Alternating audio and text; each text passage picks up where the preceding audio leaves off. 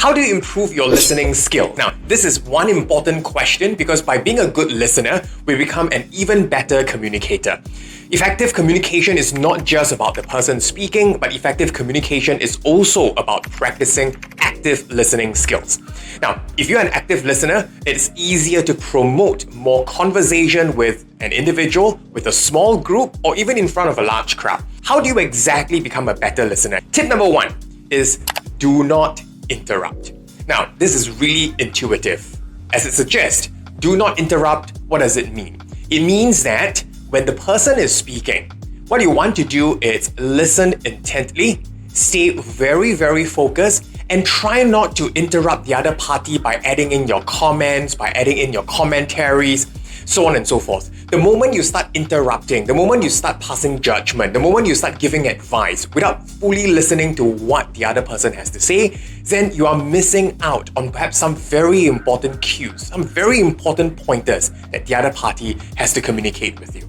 So do not interrupt. Whenever you feel that urge, hey, this is at this point in time, I want to interject, I want to offer my advice, just hold it first, listen to the full story, give the other party space.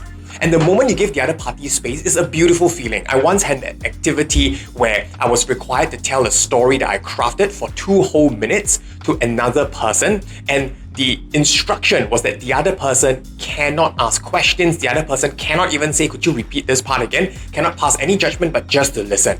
It's such a wonderful feeling to have yourself speak and totally uninterrupted. So that is what I would suggest. Do not interrupt. Listen not with the intent to reply, but listen with the intent to understand the other party.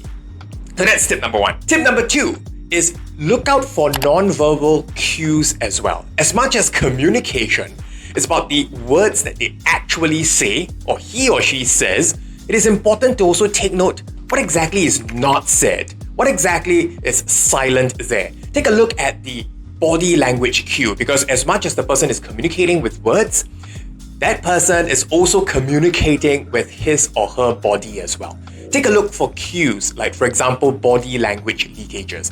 Does that individual look comfortable at that point in time in that particular space? Whether or not that particular person saying certain thing, that person seems to be rather hesitant, which probably suggests that perhaps you can further ask questions later, that maybe that person is not yet so comfortable, you can lead with the right kind of questions. Now, number 3 is basically to focus and stay very, very mindful. Now, how do you practice mindful listening? To practice mindful listening, you first can do what we call a body scan exercise.